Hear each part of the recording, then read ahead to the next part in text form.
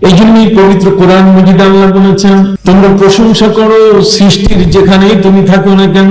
আলহামদুলিল্লাহি রাব্বিল আলামিন, যাবতীয় প্রশংসা সেই মহান রবের, যিনি জগৎ সমূহের রব। তাহলে জগৎ সমূহের রব, এখানে রব্বুল আলামিন। আলামিন বলতে গেলে যত বিশাল বিস্তৃত এলাকা। আপনি জানেন একজন মেম্বার সাহেব একটা ওয়ার্ডের মেম্বার হয়, চেয়ারম্যান কয়েকটা ওয়ার্ড মিলে ইউনিয়ন পরিষদের তিনি চেয়ারম্যান হন, 2-3টা উপজেলা মিলে একজন এমপি হয়, ঠিক কিনা?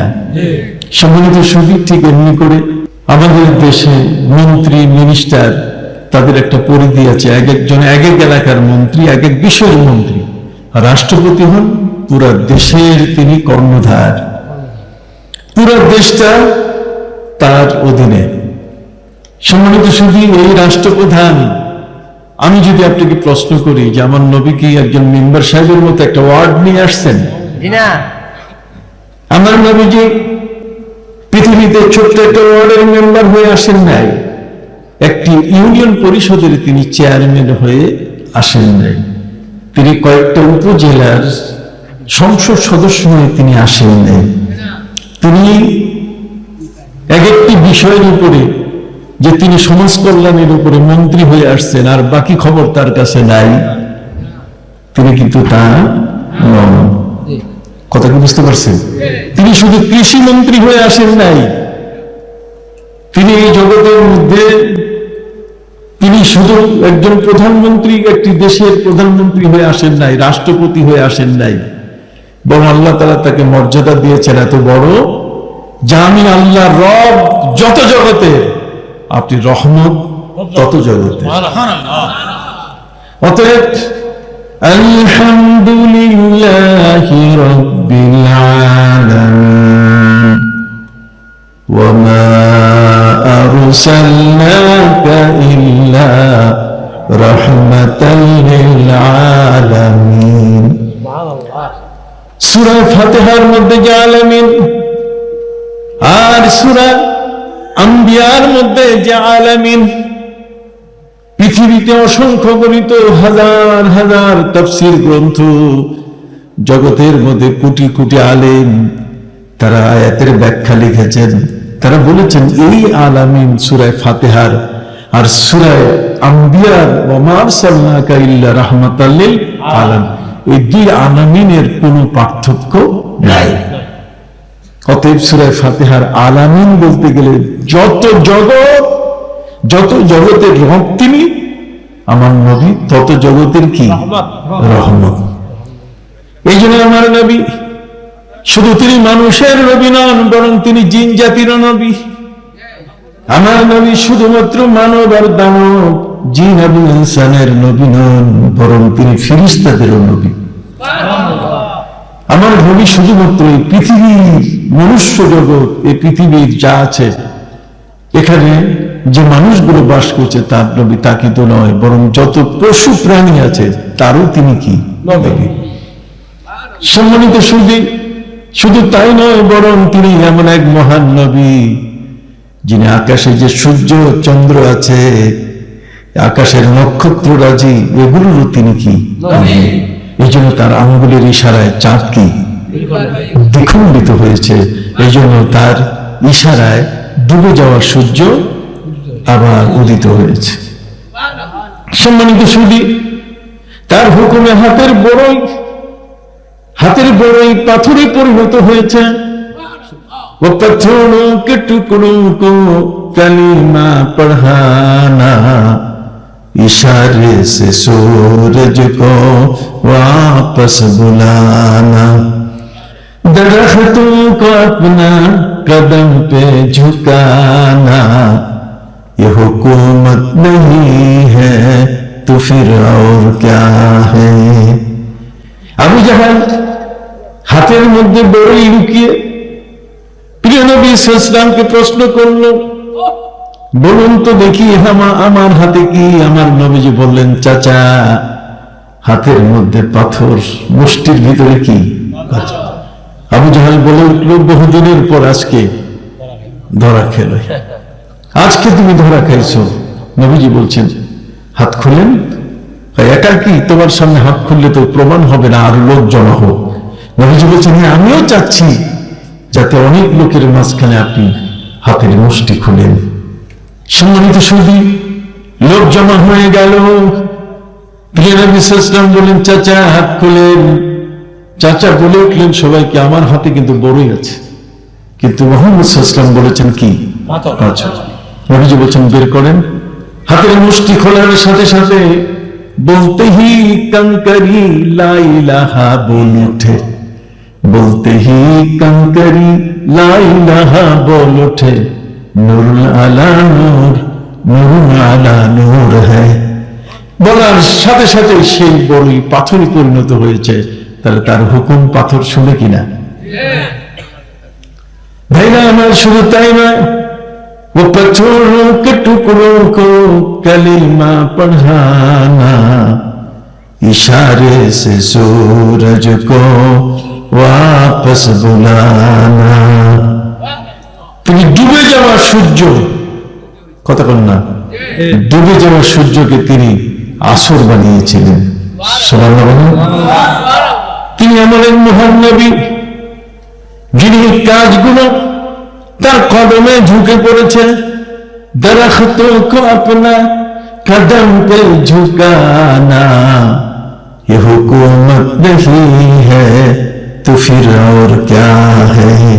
তিনি এমন এক মহান রাসূল যে গাছ পাতা তরুলতা পাথর জড় পদার্থ সব আমার নবীকে চিনে। আমার প্রিয় নবী সাল্লাল্লাহু আলাইহি ওয়াসাল্লাম উহুদ পাহাড়ে উঠেছিলেন।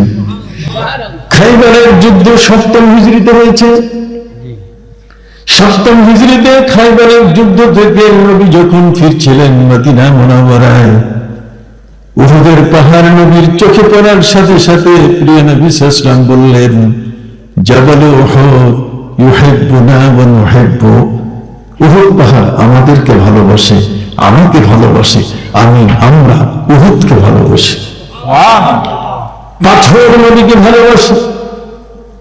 পৃথিবীতে বিরল ঘটনা, পাথর নবীকে ভালোবাসে, এর প্রমাণ পাওয়া বড় কঠিন। নবী করিম সাল্লাল্লাহু আলাইহি ওয়াসাল্লাম তিনি হযরতে আবু বকর সিদ্দিক রাদিয়াল্লাহু তাআলা আনহু, হযরতে উসমান যুননুরাইন, হযরতে ওমর ফারুক রাদিয়াল্লাহু তাআলা আনহু তাদেরকে সাথে নিয়ে যখন উহুদ পাহাড়ের উপরে উঠলেন, উহুদ পাহাড় প্রিয় নবী সাল্লাল্লাহু আলাইহি ওয়াসাল্লামকে নিজের বুকে পেয়ে আন্দোলিত হলো। দোলনার মধ্যে যেমন শিশু দোল খায়, ঠিক অনুরূপ ভাবে এই উহুদ পাহাড় নবীকে বুকে পেয়ে দোলনার মতো দোলন দেওয়া শুরু করলো।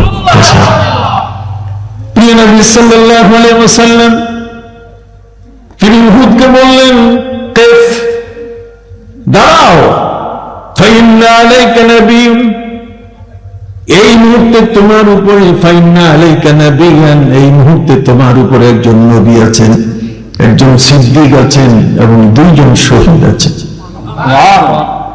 হযরত ওমর ফারুক রাদিয়াল্লাহু তাআলা, হযরত উসমান যুননুরাইন, তারা একে অপরকে ইশারা দিয়ে বললেন, ফয়সালা তো হয়ে গেল, আমাদের জীবনের মৃত্যু হবে শাহাদাতের মৃত্যু।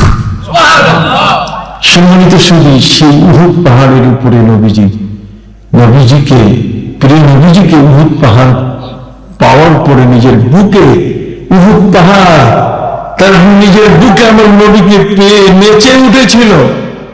আর সেই অবস্থা, উহুদের সেই পাগলামি, প্রিয় নবী সাল্লাল্লাহু আলাইহি ওয়াসাল্লাম তিনি বলেছেন, এই উহুদ আমাকে ভালোবাসে। সুবহানাল্লাহ। অতএব প্রিয় নবী সাল্লাল্লাহু আলাইহি ওয়াসাল্লাম বলেন, যে আমাকে ভালোবাসে, কানা মাইয়া মান হাব্বানি কানা মাইয়া ফিল জান্নাহ, যে আমাকে ভালোবাসে সে আমার সাথে জান্নাতে প্রবেশ করবে। অতএব নবী করিম সাল্লাল্লাহু আলাইহি ওয়াসাল্লাম তিনি বললেন যে কিয়ামতের ময়দানে তোমরা যখন জান্নাতে প্রবেশ করবে, জান্নাতের দুয়ারের দরজার ডান পাশে জান্নাতের ভিতরে এই উহুদ পাহাড় রোকন হিসাবে সেখানে থাকবে। তাহলে বোঝা গেল নবীর প্রেমিক শুধু মানুষই নয়, বরং নবীর প্রেমিক কি? পাহাড়, পাথর, এই পাথর সম্পর্কে পৃথিবীর মধ্যে যারা এস্টোনাইজার, যারা পাথর গবেষণা করে, তারা কিছুই বের করতে পারে নাই। কোরআনের কাছে এসে মুখ থুবড়ে পড়ল তারা বলছে পবিত্র কোরআন বলে দিয়েছে وَإِنَّ مِنْهَا لَمَا يَشَّقَّقُ فَيَخْرُجُ مِنْهُ الْمَاءُ। পৃথিবীর মধ্যে অনেক পাথর এমন আছে, অনেক পাহাড় এমন আছে, আল্লাহর ভয়ে পাথর কাঁদা শুরু করে, আর সেখান থেকে পানির ঝর্ণা তৈরি হয়, আর সেই ঝর্ণা দিয়ে নদীগুলোর পানি প্রবাহিত হয়। সুবহানাল্লাহ। এই যে নদীগুলোতে পানি আসতেছে, সেই পানিগুলো কিসের? পাহাড়ের ঝর্ণা ধারা, পাহাড়ের চোখের পানি। কোরআন বলছে وَإِنَّ مِنْهَا لَمَا يَشَّقَّقُ فَيَخْرُجُ مِنْهُ الْمَاءُ। শুধু তাই নয়, বরং পবিত্র কোরআন মজিদে আল্লাহ পাক রব্বুল আলামিন তিনি বলেন وَإِنَّ مِنْهَا لَمَا يَهْبِطُ مِنْ خَشْيَةِ اللَّهِ। এমন কিছু পাথর আছে যা আল্লাহর ভয়ে উঁচু শৃঙ্গ থেকে নিচে পড়ে যায়। তাহলে পাথরের মধ্যে আল্লাহর ভয় আছে কিনা? পৃথিবীর বিজ্ঞানীরা জানতো না যে পাথরের মধ্যে এই ধরনের গুণ আছে। সেই পাথর, যেই পাথরের মধ্যে আল্লাহর ভয় আছে, সেই পাথরের মধ্যে কি নবীর মহব্বত নাই? আপনি একটু কথা বললে আমি খুশি হব। সম্মানিত সুধী, পরিষ্কার কথা আমি দলিল দিয়ে বলতেছি একটার পরে একটা।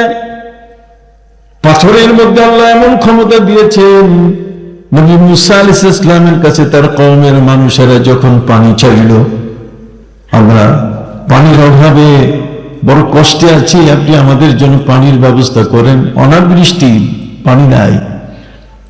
উনি বললেন আমি কি করব?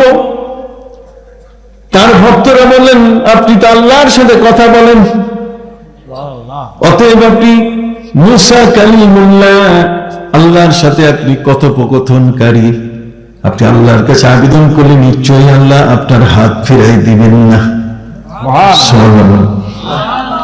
হযরত নবী মুসা আলাইহিস সালাম আল্লাহর কাছে ইস্তিসকা করলেন। হযরত নবী মুসা আলাইহিস সালাম যে ইস্তিসকা করেছেন, পানির প্রার্থনা করেছেন, পবিত্র কোরআন কোট করেছে وَإِذِ اسْتَسْقَى مُوسَى لِقَوْمِهِ।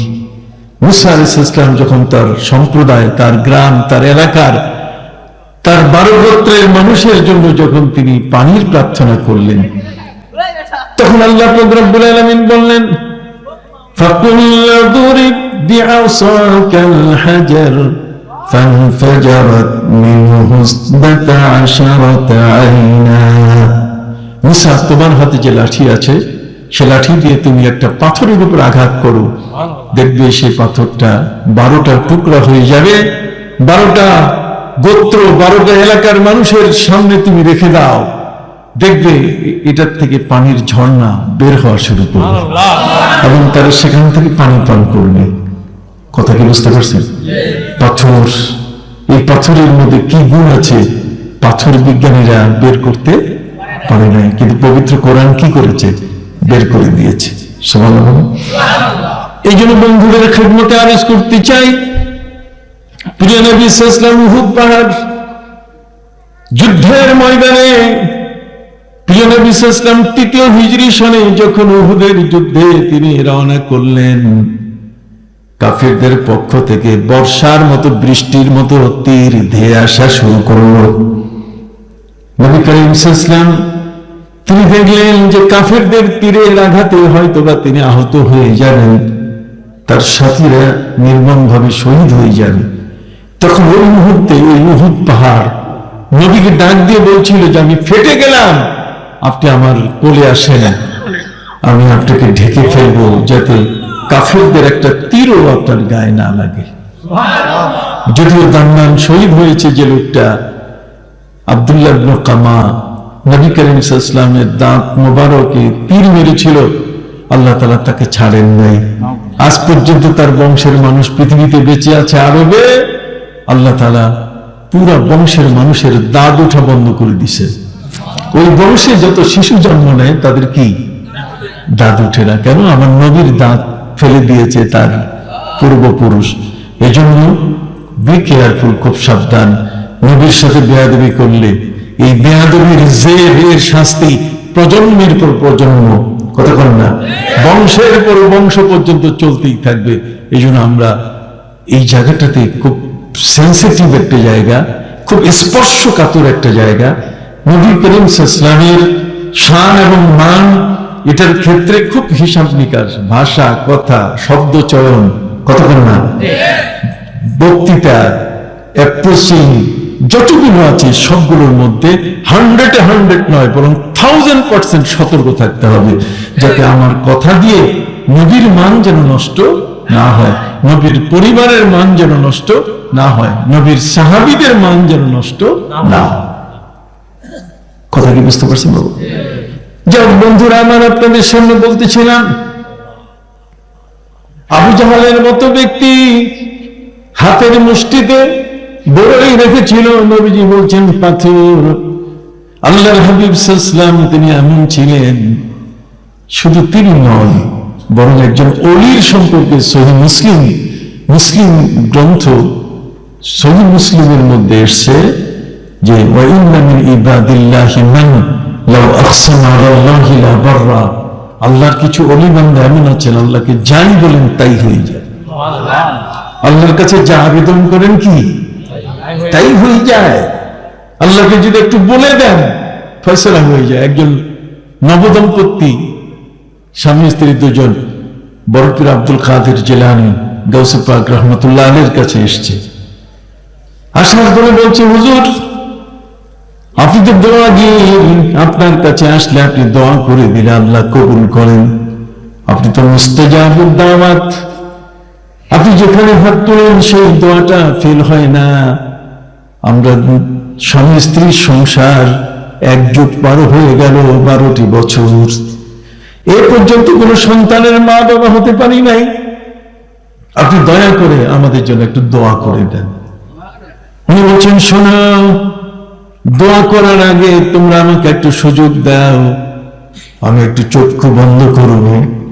নবদম্পতি জিজ্ঞেস করলেন, হুজুর চক্ষু বন্ধ করবেন কেন? উনি বলেন, চক্ষু বন্ধ করলে এই মুরাকাবার হালতে আমার এই অন্তর্চক্ষুর দৃষ্টি সিদরাতুল মুনতাহা পর্যন্ত চলে যাবে।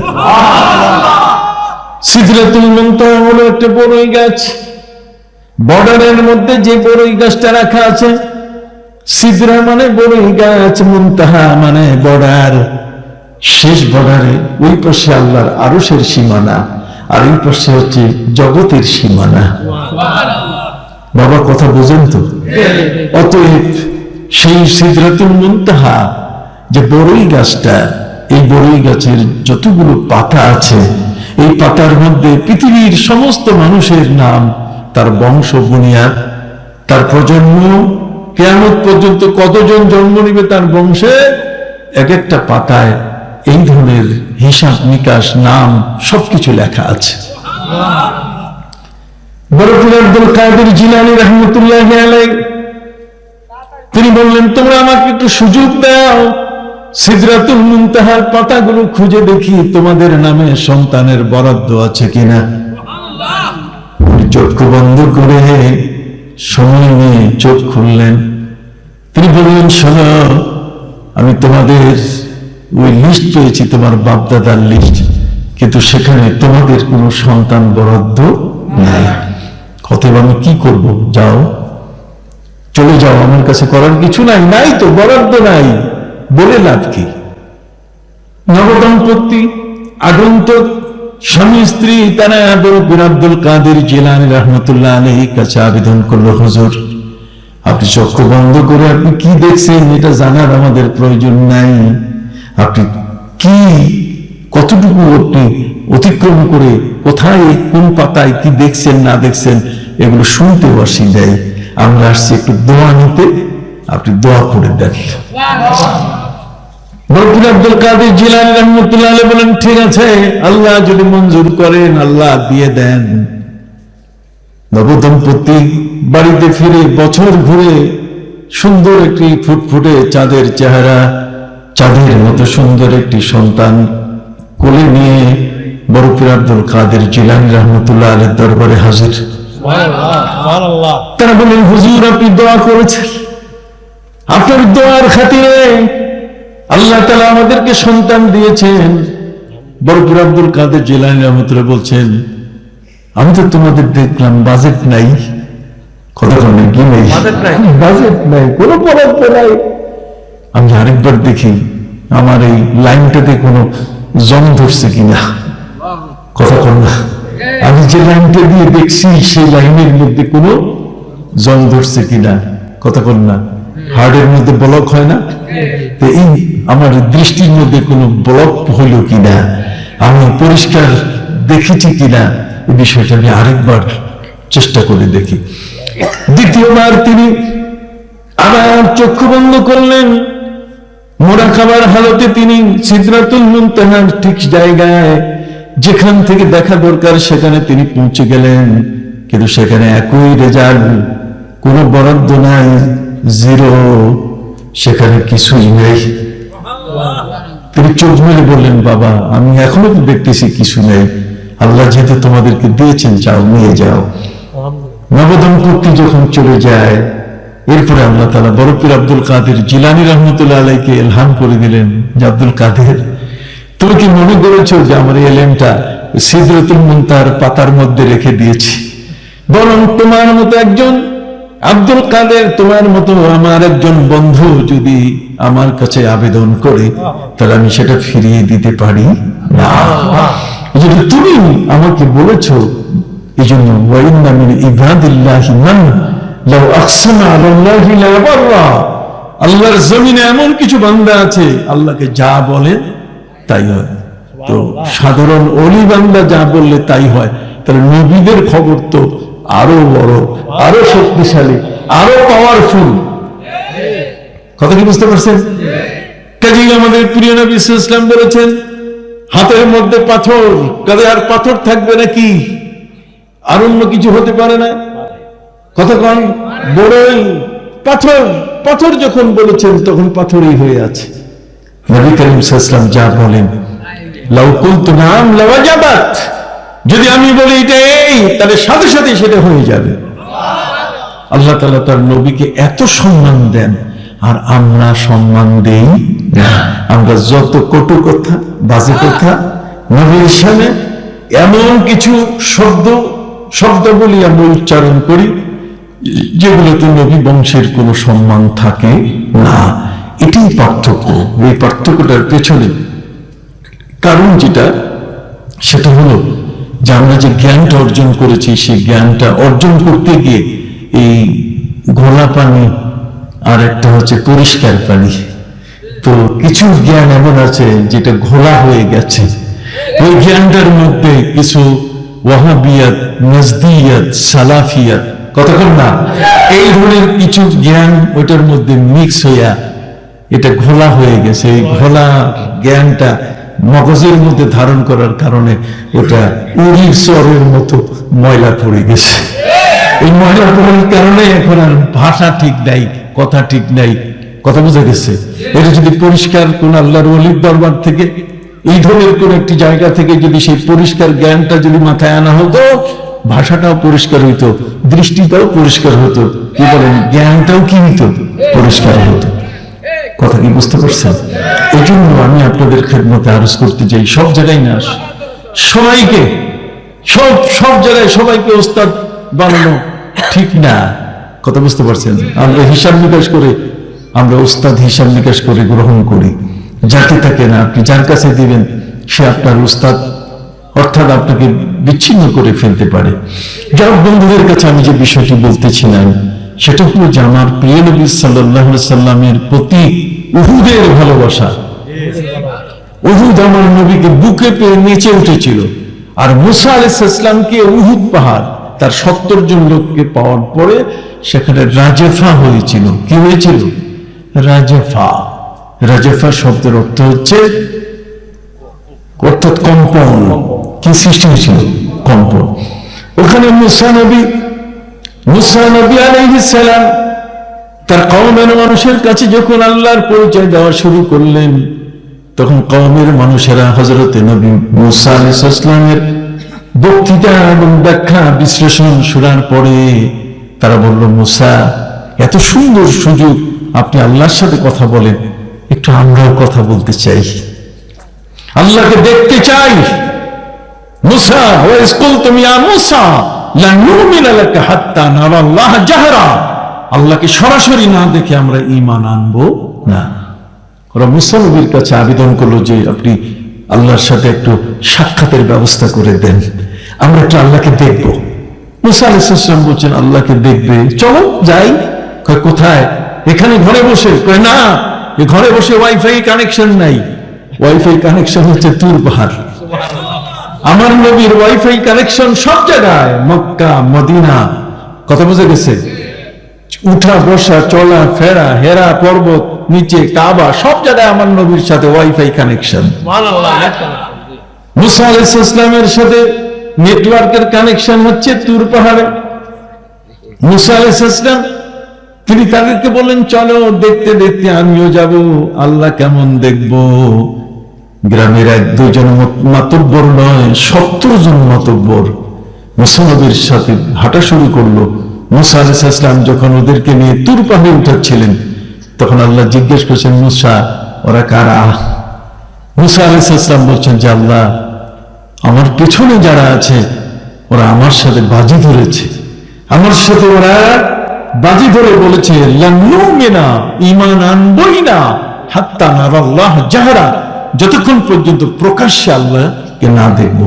আল্লাহ, ওরা আপনাকে দেখার জন্য আসছে, একটু সাক্ষাৎ নিতে চায়। আল্লাহ বলছেন, লান তারানি, হবে না, হবে না, লান তারানি, হবে না। হযরত মুসা আলাইহিস সালাম বলছেন, এত কষ্ট করে নিয়ে আসলাম, এখন যদি বলি দেখা সাক্ষাৎ হবে না, তাহলে কত দূর থেকে হেঁটে আসলো, ওরা আমাকে অপমান করতে করতে দেশে নিয়ে যাবে। কাজে আল্লাহ, আপনি তো জানেন আপনার নবী আমি, আমার একটা ইজ্জত আছে, একটু দেখাটা দেন, দেখতে চাই, আর আপত্তি কি? আল্লাহ বলছেন, আরে দেখতে চাই এই জন্য দেখা দিব, কিন্তু সে তো আমার দেখাটা সহ্য করতে পারবে না। তাকে যে চক্ষু দিয়েছি, লা তুদরিকুল আবসার, এই চোখের ক্ষমতা নাই আল্লাহকে দেখে সেই চোখটা ঠিক থাকবে। এই চোখটা এমন হয়ে যাবে যে এই চোখটা ব্লাইন্ড হয়ে যাবে। আল্লাহর নূর, নূরের তাজাল্লি যদি চোখের মধ্যে পড়ে যায়, তাহলে সেই চোখটা টিকবে না। হযরত নবী মুসা আলাইহিস সালাম তিনি বললেন, আল্লাহ, কোনো উপায় নাই, 70 জনের সাথে আমি কমিটমেন্ট করেছি, ওদের সাথে আমি কথাবার্তা পাকা করে আসছি, আপনি একটু দেখা দেন। আল্লাহ বলছেন, যাক, তোমার ইজ্জত আমি রক্ষা করব, দেখতে চাইলে এখন করার কি আছে, কিন্তু আমার শর্ত আছে। আল্লাহ শর্ত দিলেন যে আকাশের দিকে তাকান যাবে না, তাকাইতে হবে পাহাড়ের দিকে, পায়ের দিকে, পাহাড়ের উপরে যেখানে দাঁড়ানো আছে। অতএব ফানজুর ইলাল জাবাল ফাসাউফা তারানি, তারা সম্ভব দেখতে পারবে। এটা শোনার সাথে সাথে পাহাড়, এটার মধ্যে ইশক এসে গেল। পাহাড় বলল যে, মুসা নবীর 70 জনের এই আবেদনের প্রেক্ষিতে আমার মতো একটা নাখান্দা পাথর, একটা পাহাড়, আমিও আজকে আল্লাহকে দেখব। এই জন্য তুমি বলেন, ইশকে যা, ইশকে যা তুর আমত আশিকা, তোর মস্ত খর্রা মুসা সাইকা। হযরত নবী মুসা আলাইহিস সালামের এবং তার সঙ্গীরা আজকে আল্লাহকে দেখবে, এই অভিপ্রায়, মনের আশা।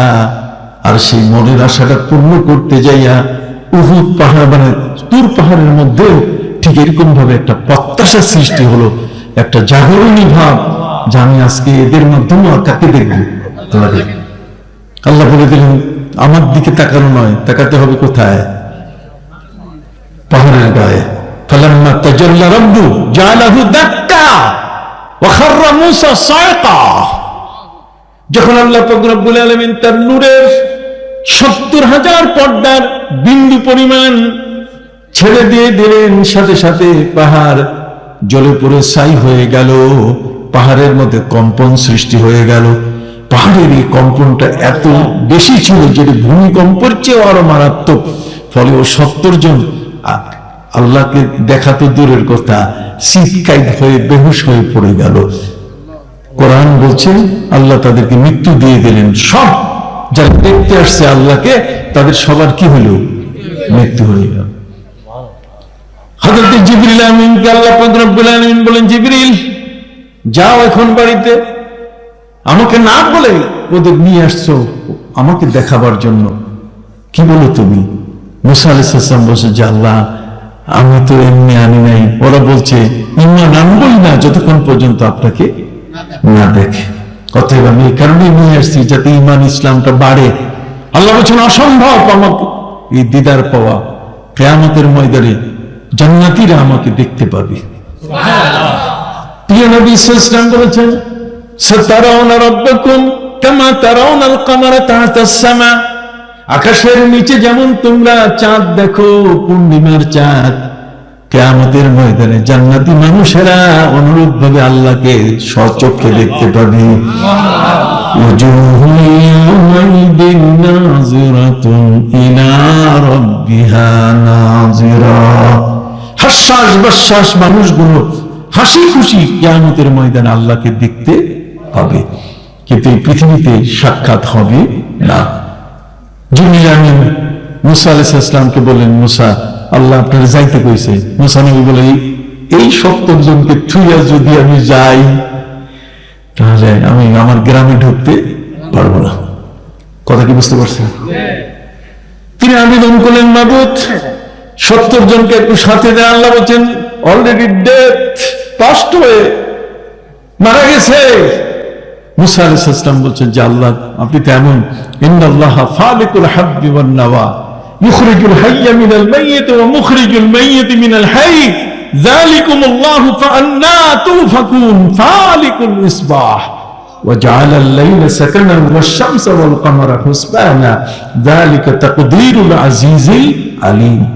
আল্লাহ আপনি মরা থেকে জিন্দা বানান, জিন্দা থেকে মরা বানান, সব তো তার ক্ষমতা। কাজে 70 জন মরে গেছে, আমি এদের ছাড়া গেলে গ্রামে ঢুকতে পারবো না। আল্লাহ পাক রব্বুল আলামিন জিবরিলকে বলেন, জিবরিল ঝাঁকি দাও তো, একটার পর একটা একটা করে ঝাঁকি দেয়, জিন্দা হইয়া যায়। কয় বাকি 69টা দেখো কি? কয় তো শীত পাটান, শীত পাটান বুঝেন, শীত হইলে পাও টান করে দিয়ে আসে, তার মানে একটাও বেঁচে নাই। সম্মানিত শুধু এই 70 জন এরা যখন পুরা জীবিত হয়ে গেল, মুসা নবী বলেন আল্লাহকে দেখবা? কয় চলো বাড়িতে যাই। কথা বোঝেন? আর দেখা দেখি নেই। সম্মানিত শুধু সেই পাহাড়ের উপরে এই 70 জনের যে মৃত্যু হলো সেটি ছিল এত একটা ভয়ানক কম্পন, রাজফা। পবিত্র কোরআনে এটাকে রাজফা বলা হয়েছে। রাজফা শব্দের অর্থ হচ্ছে যে ভূমিকম্পনের চেয়ে আরো মারাত্মক কেঁপে উঠেছিল তুর পাহাড়। তাহলে তুর পাহাড়ের কম্পনে মুসা নবী সহ বাকি সব সাথী, মুসা নবী বেহুশ, বাকিগুলো মরে গেল। আর উহুদ পাহাড় নবীকে বুকে পেয়ে নেচে উঠেছিল, মরে উঠেছিল, আন্দোলিত হয়েছিল। দেখেন দুইটা ভাষার মধ্যে কি আছে? পার্থক্য আছে না? এই ভাষাটা যদি আপনি না বলতে পারেন তাহলে দুই জায়গায়তে একরকমই মনে করবেন। কথা বুঝতে পারছেন? ওখানে নেচে উঠে নেন, ওখানে কম্পিত হয়েছে, আর উহুদ নেচে উঠেছে আনন্দে, আনন্দে উদ্বেলিত হয়ে নবীকে বুকে পেয়েছে। নবী করিম সাল্লাল্লাহু আলাইহি ওয়াসাল্লাম তাকে পা দিয়ে, তাকে ধমক দিয়ে বলেন, থাম, এই মুহূর্তে তোমার উপর একজন নবী আছেন। সম্মানিত শুধু একজন সিদ্দিক আছেন, 2 জন শহীদ আছেন। সেই উহুদ পাহাড় আমার নবীকে ভালোবাসে।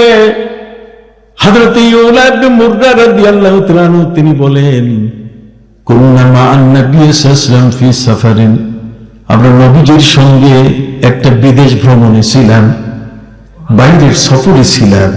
সেই সফরের মধ্যে নবী করিম সাল্লাল্লাহু আলাইহি ওয়াসাল্লাম রৌদ্র বেলায় তিনি একটা গাছের নিচে ছায়ায় বিশ্রাম নেওয়া শুরু করলেন।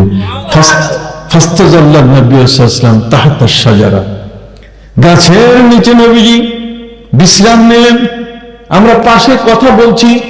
ফারাইনা শাজারাতা খারাজাত মিন আসলিহা, আমরা ওই মুহূর্তে দেখলাম একটা গাছ তার শেকড় সহ মাটির উপরে উঠল। ওই গাছটা তার শেকড়ের উপরে মানুষ যেমন ভর করে পায়ে ভর করে হাঁটে, ঠিক অনুরূপ ভাবে এই গাছটা তার শেকড়ের উপরে ভর করে করে নবীজির কাছে আসা শুরু করলো। প্রিয় নবী সাল্লাল্লাহু আলাইহি সাল্লামের কাছে এসে গাছটা তার ডালগুলো পাতা সহ এলিয়ে দিল, এমন ভাবে নবীকে জড়িয়ে ধরল, মনে হয় আদর আপ্যায়ন শুরু হয়েছে, যত্ন শুরু হয়েছে। অল্পক্ষণ থাকার পরে গাছটা আবার চলে গেল তার নিজের জায়গায়, আগের মতো দাঁড়িয়ে গেল।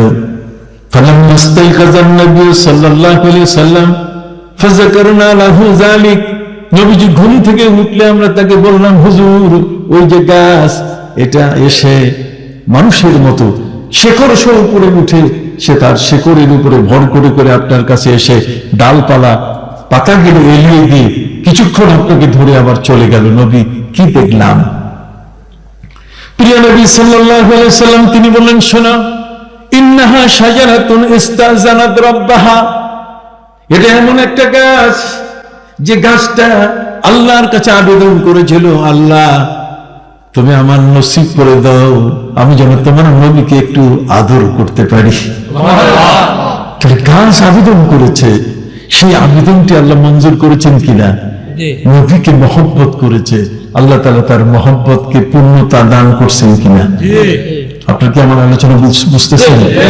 একটা গাছ সে আমার নবীকে মহব্বত করে, আর আমি মানুষ, আমার ভাষা ঠিক নাই, আমার কথা ঠিক নাই, আমি নবীকে নিয়ে বাজে কথা বলতেছি, বেধড়ক কথা। বুঝতে পারেন বেধড়ক বুঝেন? মানে বেমালুম কথা কর না, বেমালুম। আমি এমন কতগুলো কথা বলছি যে কথাগুলোতে আমার নবী সাল্লাল্লাহু আলাইহি ওয়াসাল্লামের শান মান ক্ষুণ্ণ হয়। কথা কি বুঝতে পারছেন? সম্মানিত সুধী, আমি আপনাদের খেদমতে একের পরে এক এমন কথাগুলো যদি বলতে থাকি আপনি অবাক হয়ে যাবেন। প্রিয় নবী সাল্লাল্লাহু আলাইহি ওয়াসাল্লামের শান, তার সম্মান কত বড়। কথা বলেন, আমার নবীর নাম শুনলে আমরা আঙ্গুলে ফু দিয়ে চুমু খাই, চোখে লাগাই, ঠিক না? এত দূর থেকে আমরা সম্মান করি। আসেন দেখি প্রাণীরা কিভাবে নবীকে দূর থেকে সম্মান করে। প্রাণীরা নবীকে কিভাবে সম্মান করে। হযরতে সাফিনা, তিনি ছিলেন নবী করিম সাল্লাল্লাহু আলাইহি ওয়াসাল্লামের একজন দাস, একজন গোলাম, একজন খাদেম। وعن سفينة مولى رسول الله صلى الله عليه وسلم أنه قال إني ركبت البحر। হযরত সাফিনা নবীর সাহাবী, তিনি বলছেন, আমি একবার একটা নদী পাড়ি দিচ্ছিলাম, আমি একজন ব্যবসায়ী ছিলাম, আমার নৌকা ভরা মাল ছিল। সন্ধ্যাবেলায় একটা বড় নদী পাড়ি দিতে গিয়ে নদীর মাঝখানে এত কঠিন ভয়ানক ঝড় হলো যে ঝড়ের মধ্যে আমার নৌকাটা উল্টে গেল, মালামাল সব সর্বনাশ। আর ঢেউয়ের চোটপাট ছিল এত বেশি, এত আছাড় খেয়ে খেয়ে ঢেউগুলো পড়তেছিল যে অবস্থা এমন যে আমার নৌকাটা ভেঙে চুরমার হয়ে গেল। আমি অন্ধকারে কিছু দেখি না। কথা কন না, আকাশের চাঁদ দেখা যায় না, অন্ধকারে আচ্ছন্ন, গোটা অন্ধকারের এই মাঝখানে আমি নদীর মাঝখানে পড়ে আছি। ওই মুহূর্তে আমি একটা তক্তা পেয়ে গেলাম। তক্তা বুঝেন? নৌকার একটা পার্ট, একটা তক্তা আমি পেয়ে গেলাম, কাঠের একটা তক্তা ছোট পেয়ে এটা নিয়ে আমি সাঁতার দেওয়া শুরু করলাম। সাঁতার দিতে দিতে কুল কিনারা পাই না, সকাল হয়ে গেল। কুলে আমি নৌকার ওই ছোট্ট একটা কাঠের টুকরো দিয়ে আমি সাঁতার কাটতে কাটতে নদীর কিনারায় আসলাম। নদীর কিনারায় আসার পরে যেখানে আমি উঠবো সেখানে দেখি ফিহি আজিমাতুন মিনাল হাইয়া, সেখানে দেখলাম অসংখ্য অজগর সাপ তার পাশে ফেরা ধরে আছে। আমাকে দেখা মাত্রই সবগুলা মাথা উঁচু করছে, হা করে আছে, আমাকে খেয়ে ফেলবে। কথা বুঝতে পারছি? আমি কষ্ট করে ওদেরকে এড়াইয়া আমি একটু দূরে গিয়ে যখন উপরে উঠলাম, উঠার পরে আমি দেখলাম ফাইজা হিয়া আসাদুন, আমি দেখলাম ফাইদাহু আসাদুন, আমি দেখলাম যে একটা সিংহ সেখানে অপেক্ষা করছে এবং আমার প্রতি তার টার্গেট সৃষ্টি হয়ে গেছে। আমি যখনই উপরে উঠছি তখন সে আমাকে সই করে আমাকে আক্রমণ করবে, ঠিক এই ধরনের একটা অবস্থা। ওদিকে অজগর সাপের বিশাল আস্তানা, আর এদিকে কি সিংহ। সিংহ আমার দিকে তাকিয়ে আছে। আমি সেই সিংহটাকে প্রথমে পরিচয় দিলাম। সিংহটার সাথে আমি কথা বলা শুরু করলাম। আমি সিংহটাকে বললাম, ইয়া আবাল হারেস। সিংহের একটা ডাক নাম আছে, কথা বলুন। আমার নবীজির ডাক নাম হলো আবুল কাসেম। নবীর নাম ডাক নাম কি? আবুল কাসেম। ইমাম বুখারীর ডাক নাম হচ্ছে আবু আব্দুল্লাহ। আবু আব্দুল্লাহ মুহাম্মদ ইবনে ইসমাইল ইবনে ইব্রাহিম ইবনে মুগীরা আল বারদিসবা আল জৌফি আল ইয়ামানি আল বুখারী। হযরত ইমাম বুখারী রাহমাতুল্লাহ প্রত্যেকের নিক নাম আছে, একটা ডাক নাম আছে, যে ডাক নাম দিয়ে মানুষকে কি ডাকে। আমি আমার ভাইদের খেদমতে আরজ করতে চাই, হযরত সফিনা বলেন, আমি সিংহটাকে ডাক দিলাম তার ডাক নাম দিয়া, তার নাম না বলে আমি বললাম, ইয়া আবাল হারেস। আবাল হারেস, হারেস শব্দের অর্থ হচ্ছে ছিন্ন ভিন্নকারী। তো ছিন্ন ভিন্নকারীর বাবা, সে যাকে ধরে তার কাপড় চোপড় ছিঁড়ে টিরে ধ্বংস করে ফেলে। এই জন্য বাঘের ডাক নাম কি? আবুল হারেস।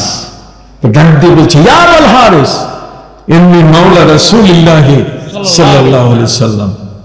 যখনই আমি তাকে বললাম, আমি কিন্তু নবীজির একজন খাদেম, নবীজির একজন গোলাম, যখনই আমি তার পরিচয় দিলাম, তখন সে মাথা নিচু করে আমাকে সে সাই দিয়ে বললো, যা আমি তোমাকে চিনতে পারছি। আমি বললাম, রে আবুল হারেস, সিংহ তুমি শোনো, তুমি যদি আমাকে খেয়ে ফেলো, খেতে পারো, আর যদি না খাও, তাহলে পাশের যে বিশাল অজগর গুলো আমার দিকে তাকায় আছে, এরা হয়তো আমাকে আঘাত করে খেয়ে ফেলবে, আক্রমণ করে খেয়ে ফেলবে, দংশন করবে। তখন কি হবে?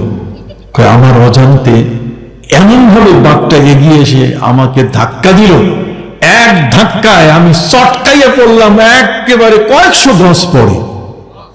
একটা অজগর আর আমার পাশে কি নাই।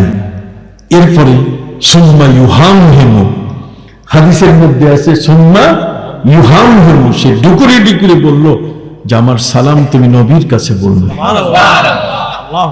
সম্মানিত শুধু প্রাণীরা পর্যন্ত নবীকে সম্মান করে। নবীর পরিচয় দেওয়ার কারণে হযরতে সফিনা তিনি রক্ষা পেলেন। তাহলে যেই নবীর পরিচয়ে সাপ, যেই নবীর পরিচয়ে আমার প্রিয় নবী সাল্লাল্লাহু আলাইহি ওয়াসাল্লামের পরিচয় জানার পরে বনের বাঘ মাথা নত করে, কি বলেন, সম্মান জানায়, আর সেই নবীকে আমরা সম্মান দিতে জানি না। এখানেই হলো আমাদের ব্যর্থতা। আজকে ঈদে মিলাদুন নবী সাল্লাল্লাহু আলাইহি ওয়াসাল্লামের এই প্রসঙ্গে আমি আপনাদের কাছে বলতে চাই, নবী প্রেমিক আপনাকে হতে হবে ঠিক ওইরকম উহুদ পাহাড়ের মতো পাথর নবীর প্রেমে। যদি সে জান্নাতে যেতে পারে, তাহলে আপনি তো নবীর মহা মহা চমৎকার তার বাণী, লা ইউমিনু আহাদুকুম হাত্তা আকুনা হাব্বা ইলাইহি মিন ওয়ালিদিহি ওয়া ওয়ালাদিহি ওয়ান নাস আজমাইন। নবীকে ভালোবাসতেই হবে, এর বাইরে ঈমান হবে না। ঈমানের পূর্ণতা বাদ দেন, ঈমানই নাই। কথা বলুন, কি নাই? ঈমানই নাই। যাই হোক, বলতেছিলাম আমার নবী হলেন রাহমাতুল লিল আলামিন, আর আল্লাহ হলেন রব্বুল আলামিন। আল্লাহ তাআলা নবীকে বললেন, আপনি তো এত বড় নবী, আপনি ওয়ার্ডের মেম্বার সাহেব নন, আপনি ইউনিয়নের চেয়ারম্যান সাহেব নন, আপনি সেই 2 উপজেলা মিলে একজন এমপি সংসদ সদস্য নন, আপনি কোন দেশের মন্ত্রী বা প্রধানমন্ত্রী অথবা রাষ্ট্রপ্রধান নন। সারা পৃথিবীর সমস্ত রাষ্ট্রপ্রধানের যত মর্যাদা, তার চেয়ে কোটি কোটি গুণে আপনার মর্যাদা, আপনার প্রশংসা যদি এত বড়, লা ইউমকিনু সানাউ কামা কানা হাক্কুহু বাদা খুদা বুজুর্গ তুই কিসসা মুখতাসার। নবীর প্রশংসা গীতি কতটুকু আপনি করবেন? একটা শব্দে সব শেষ, আর সেটা হচ্ছে আপনি এমন সম্মানের অধিকারী যে আল্লাহর পরে সমস্ত সৃষ্টির উপরে। সুবহানাল্লাহ বলেন। আল্লাহর পরে সমস্ত সৃষ্টির কি? তার সমস্ত সৃষ্টির উপরে যদি হয়, তার চেয়ারম্যান সাহেব যদি আসে, আপনি বলবেন চেয়ারম্যান সাহেবের শুভাগমন, আর রাষ্ট্রপ্রধানের আগমন হবে না। আপনি বলবেন চেয়ারম্যান সাহেব আগমন করেছে, আর রাষ্ট্রপ্রধান শুভাগমন করেছে। যার যার স্ট্যাটাস, কথা বলুন, যার যার স্ট্যাটাস। আনজিলিন নাস আলা কদর মানাজিলিহিম, যার সম্মান যেখানে তাকে তুমি সেখানে সম্মান দিয়ে রাখতে হবে। খবরদার, ওয়া তুআজ্জিরুহু ওয়া তুআক্কিরুহু, তাকে সম্মান দিতে হবে, সর্বোচ্চ সম্মান, যাকে আল্লাহ পাক রব্বুল আলামিন নিজের আরশে আজিমের মেহমান করে। সুম্মা দানা ফাতাদাল্লা ফাকানা কাবা কাউসাইনি আও আদনা। কথা বুঝতে পারছেন? রাষ্ট্রীয়ভাবে আমি তো ওটা বলবো না, ঠিক আছে ঠিক আছে ঠিক আছে। দুরূদ পড়ি সাল্লাল্লাহু আলা মুহাম্মাদ সাল্লাল্লাহু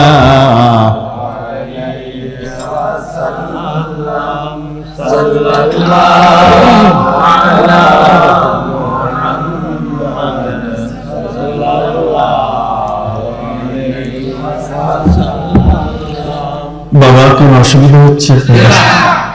আমি তো সাধারণ মানুষ, আমি খুব সাধারণ ভাবেই আলোচনা করা পছন্দ করি। আপনার মাথার মধ্যে ঢুকতেই চাই, কারণ তো সিনেমা নাটক দেখার সময় পাই না। নাহলে কত নারীর নাম বলতাম, এত বড় সুন্দরী, এই সেই আল্লাহর নাম নিয়ে দেখবেন, কত বুঝেন, এইগুলো তো পড়ার সময় আমার নাই। কথা বুঝতে পারছেন? আজকে পৃথিবীতে ইন্টারনেটে কি ঘটনা ঘটছে তাও আমি জানি না, শুনে শুনে তাই নাকি এই ঘটছে। কথা বুঝতে পারছেন? যারা আমার পাশে ছিলেন তারা বুঝতে পারছে যে আমার কাছে একটা বিশাল বড় মোবাইল আছে, কিন্তু তারপরও ওগুলো ঘাটাঘাটি করার কি নাই, সময় নেই। কিন্তু পৃথিবীতে আজ এগুলো সব শেষ হয়ে গেছে। এখন এই মাহফিল গুলো হয়ে গেছে নাট্যমঞ্চ, গানের আসর, এগুলো এখন হয়ে গেছে নানা ধরনের বাজে। এমন কতগুলো কথা, কোরআন হাদিসের একটা শব্দ নেই, নিজের কথা বলি বাস শেষ। কথা বুঝতে পারলেন? যাই হোক বন্ধুরা আমার, আপনাদের উপলব্ধিতে আনতে চাই, সুম্মা দানা ফাতাদাল্লা ফাকানা কাবা কাউসাইন। আল্লাহ যাকে আরশে আজিমে নিলেন, সেই নবীর সম্মান। আপনি কথা বলতে গেলে আপনার শব্দটার ওয়েট হইতে হবে আরশে আজিম পর্যন্ত। শব্দটা এমন মানের হইতে হবে যেটা কভার দেয়। কথা কন না, আপনি এমন ভাবে বললেন যে নবী করিম সাল্লাল্লাহু আলাইহি ওয়াসাল্লাম বোধহয় প্রাইমারি স্কুলের শিক্ষক। উনি আলিফও চিনে না, বাও চিনে না, উনি জিমও চিনে না।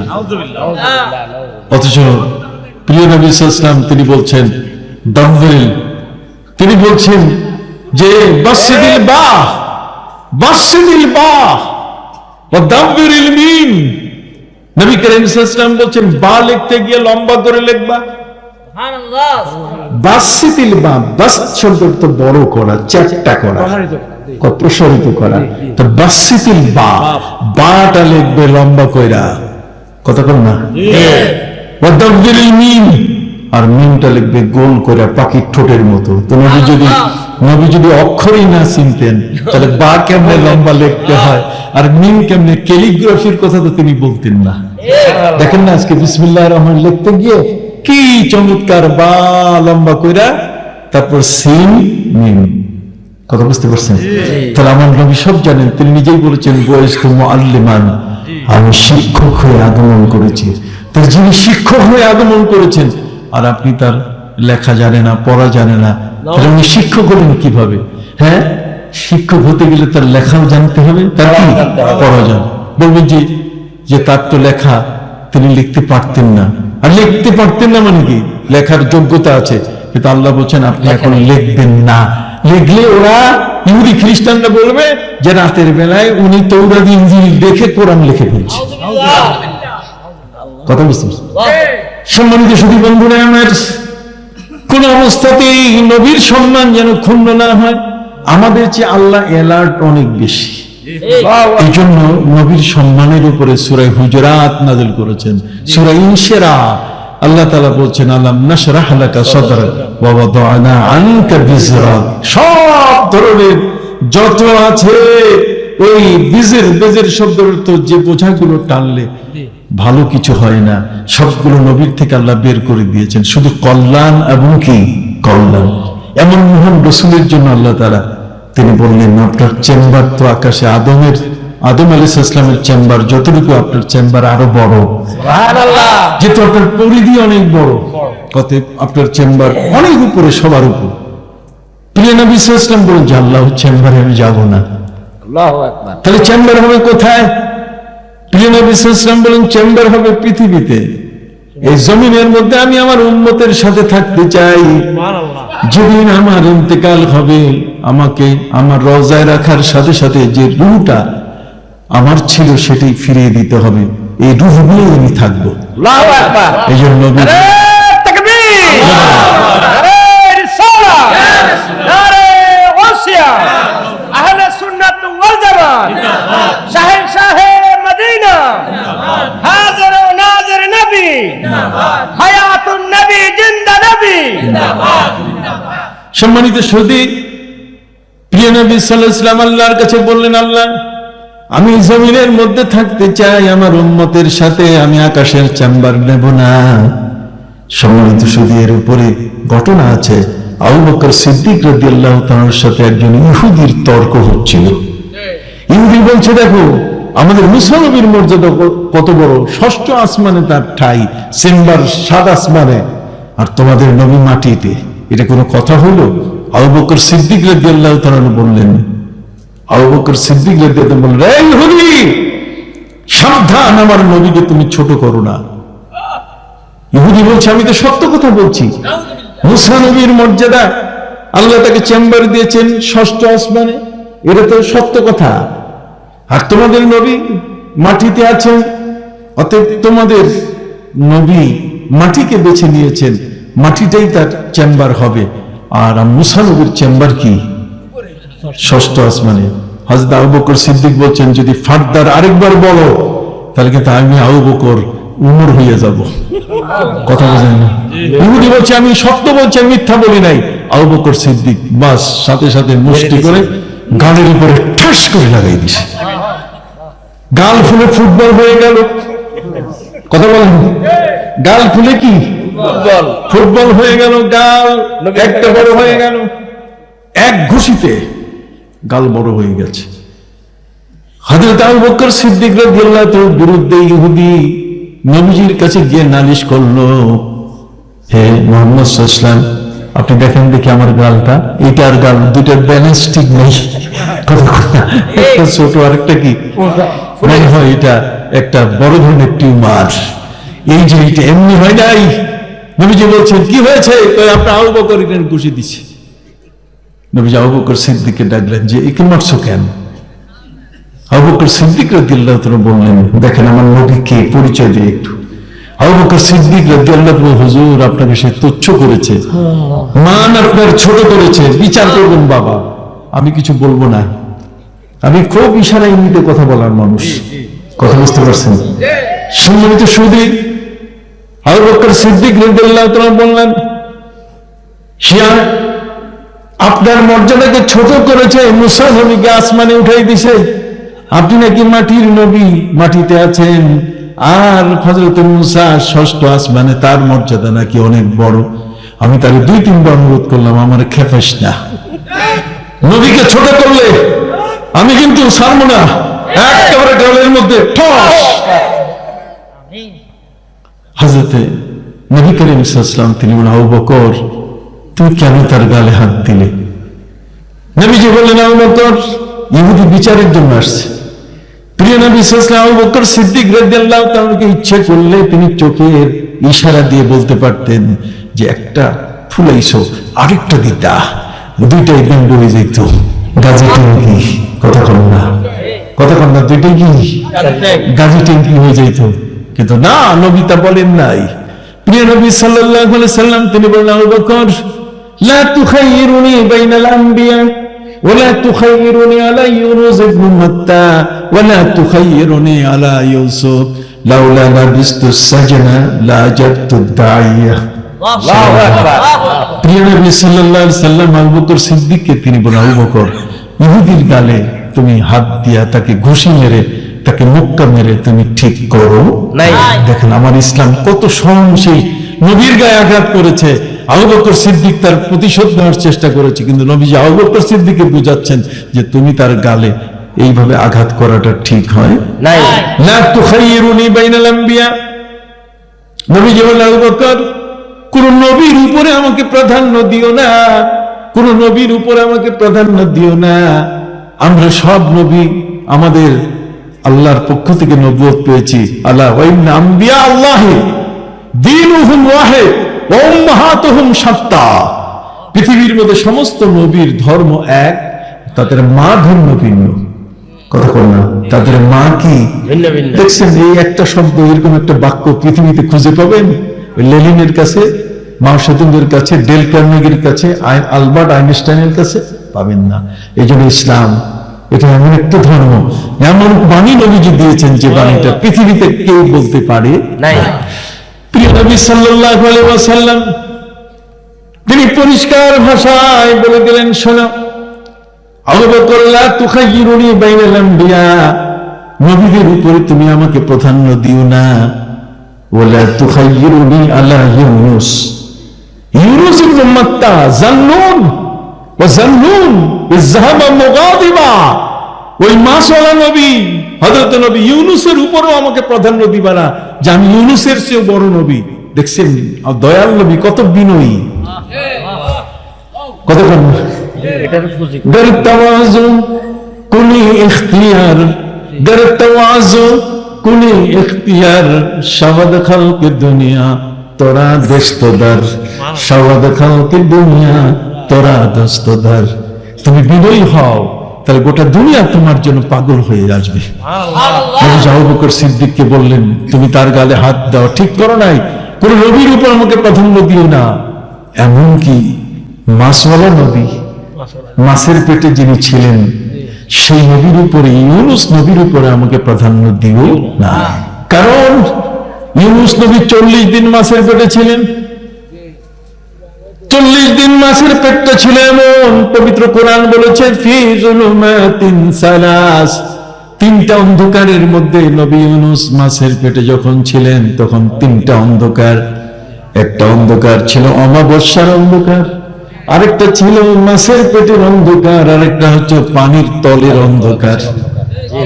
ফি যুলুমাতিন সালাস, 3টি অন্ধকারের মধ্যে নবী ইউনুস আলাইহিস সালাম যখন মাছটাকে মুখে নিয়ে নিল, তিমি মাছটা হুত মানে তিমি মাছ, এই তিমি মাছটা বড় ঘাপুস ঘুপুস করে তাকে খাবে আস্তে আস্তে। আমরা যেমন লজেন্স খাই আস্তে আস্তে চুষি, তিমি মাছটা মনে করলো বহুদিন পরে একটা আধার পাইছি, কাজে এটা খাবো। আল্লাহ তাআলা সাথে সাথে নোটিশ করে দিলেন, ইয়া হুত ইন্নী লাম আজআলহু লাকা রিজকা, রে তিমি, আমি কিন্তু এই আমার নবী ইউনুসকে তোমার জন্য আধার বানাই নাই, বল জাআলতু বাতনাকি মাসজুনা, বরং তোমার পেটটাকে তার জন্য জিন্দানখানা, জেলখানা বানাইছি। তুমি পেটের মধ্যে রাখবে, জমা রাখবা, কোন রকম তার একটা পশমের জন্য ক্ষতি নয়। হযরতে ইউনুস আলাইহিস সালাম মাছের পেটে অন্ধকার, তিনি কোকড়া হয়ে, উপর থেকে লাফ মারলে পা কিন্তু কোকড়া হয়, পা কোকড়া হয়ে পড়েছিলেন, পায়ে ছিল তার বাতের ব্যথা। উনি মনে করেছেন আমি তো এখন ইহ জগতে নাই, আমি পরজগতে গেছি। তার মানে তিনি মনে করেছেন আমি মারা গেছি। কিন্তু মাছের পেটে পায়ের ব্যথা বাড়ার কারণে তিনি পা যখন সোজা করে ফেললেন, উনি বললেন আরে আমি তো মরি নাই, আমি কি জিন্দা আছি, জেতা আছি। কতক্ষণ না, এবার তিনি আল্লাহকে ডাক দিয়ে বলেন, ইয়া রাব, ইয়া রাব ইন্নী ইত্তাখাযতু বাতনাল হুত মাসজিদা, হে প্রভু, মাছের পেটের অন্ধকারের মধ্যে আমি নিজে বুঝতে পারলাম আমি বেঁচে আছি, কাজে আমার উপরে নামাজ মাফ হয় নাই, কাজে আমার উপরে তোমার নামাজ এখনো ফরজ হয়ে আছে। কাজে ইয়া রাব ইন্নী ইত্তাখাযতু বাতনাল হুত মাসজিদা, আমি মাছের পেটটাকে মসজিদ বানাইলাম। নবী ইউনুস আলাইহিস সালাম বলছেন ইন্নী ইত্তাখাযতু বাতনাল হুত মাসজিদা, মাছের পেটটা, তিমি মাছের পেটে আমি এখন দাঁড়াইয়া তোমার নামে নামাজ শুরু করলাম। তিনি নামাজ শুরু করলেন, তিনি বললেন মা লাম ইয়াত্তাখিযু আহাদুম মিনান নাস, আমি ছাড়া কিয়ামত পর্যন্ত মাছের পেটে কেউ ঢুকবে না, এই মহা বিপদের শিকার কেউ হবে না। আমি এই মাছের পিঠের অন্ধকারে আমি তোমার ইবাদতে সেজদা নিয়ে দাঁড়াই গেলাম। ইন্নিত্তাখাযতু বাতনাল হুতে মসজিদা, আমি তিন মাছের পেটটাকে মসজিদ বানালাম। আল্লাহ পাক রব্বুল আলামিন খুশি হয়ে গেলেন। সেখানে তিনি হযরতে ইউনূস আলাইহিস সালাম জিকির শুরু করলেন, লা ইলাহা ইল্লা আনতা সুবহানাক ইন্নী কুনতু মিনাজ জালিমিন। সিজদা করতেছেন আর তাসবিহ পড়তেছেন। আমার আল্লাহ বলছেন, হায় হায় হায়, মাছের পেটেও সিজদা, মাছের পেটেও আমার নাম, ভুলে নাই আমার নবী। দেখেন আপনি কি লেখাপড়া করছেন, আপনি আমি কতটুকু লেখাপড়া জানি, আপনার আমার ভিতরে কতটুকু জ্ঞান আছে। একজন নবী, আল্লাহর প্রেম, আল্লাহর ভালোবাসা, আল্লাহর ইবাদতে কত বড় আগানো, তাকে নিয়ে সমালোচনা করতে গেলে হিসাব নিকাশ দরকার না? কথা কর। হযরতে ইউনূস নবীর গ্রামের নাম ছিল নাইনুয়া। গ্রামের নাম কি? নাইনুয়া। নাইনুয়া গ্রামে আমি গেছি। সেই নাইনুয়া গ্রাম, সেখানে তার গ্রামের মানুষের অত্যাচারের ভয়ে তিনি চলে গেছিলেন নদী পার হতে। আল্লাহ পছন্দ করেন নাই। আল্লাহ বলছেন, আমি তো আছি, তুমি পারলে কেন, তুমি এখান থেকে সরে গেলে কেন? কথা বোঝা গেছে? শেষ পর্যন্ত মাছের পেটে উনি আধার হয়ে গেলেন। সম্মানিত সুধী, হযরতে নূহ আলাইহিস সালাম সম্পর্কে আল্লাহ বলতেছেন কি চমৎকার, ফালাউলা আন্নাহু কানা মিনাল মুসাব্বিহিন লালাবিসা ফি বাতনিহি ইলা ইয়াউমি ইউবআসুন। আল্লাহ বলছেন, মাছের পেটে যখন ইউনূস আমাকে না বলে যখন নদী পার হয়েছে, এই জন্য মাছের পেটে বন্দী করছি, ফয়সালা হয়ে গেছে যাবজ্জীবন, তার মানে কিয়ামত পর্যন্ত মাছের পেটে সে থাকবে। কিন্তু যখন এর ভিতরে তাসবিহ আর নামাজ শুরু করে দিছে, আমি আল্লাহ বলছি আর দরকার নাই, 40 দিন পরে আমি তারে মাইর করে দিলাম। ফালাউলা আন্নাহু কানা মিনাল মুসাব্বিহিন, যদি সে তাসবিহ না পড়তো, যদি আল্লাহকে না ডাকতো, মাছের পেটে যদি সেজদা না করতো, তাহলে আমি তাকে ছাড়তাম না, বরং আমি তাকে কিয়ামত পর্যন্ত মাছের পেটে রেখে দিয়ে দিতাম। কিন্তু রাখি নাই, তাসবিহ পড়ার কারণে আমি সব মাফ করে দিছি। এই জন্য দেশের পীর মশাই গলিয়া উলিয়া আমাদেরকে এই জিকির শিখান, তাসবিহ শিখান। ওই মৌলবী জিকির খুঁজে পায় না, কয় আবার আল্লাহ নামের জিকির আবার কিসের? কলবে জিকির হবে, কলব মাথার কপালের মধ্যে উঠে দিছে, কলব হাঁটুর মধ্যে নিয়ে গেছে, কলব নাই। কত বোঝেন? এই ধরনের অবস্থা। আপনি যাবেন কোথায়? কার কাছে আপনি কথা শুনবেন? কথা বুঝতে পারছেন? এই জন্য ফানজুরু আম্মান তাকুজুনা দীনাকুম, খবরদার, যার কাছে ধর্ম শিখবে তাকে আগে দেখে নাও যে তোমাকে ধর্মের ব্যাখ্যা দিতে পারবে কি না। খালি ডাক আর ডাক এনে 1 লক্ষ কোটি মানুষ, খবরদার তার কাছে সে বলতে পারে কিনা, সে ডেলিভারি দিতে পারে কিনা, নবীর শান মান বুঝে কিনা। তার উপরে নবীর শান মান ছাড়া কোরআনের কোনো ওয়াজ নাই, কোরআনের কোনো ওয়াজ নাই। আপনি সুদের বিরুদ্ধে ওয়াজ করবেন, ওখানেও আমার নবী আছেন।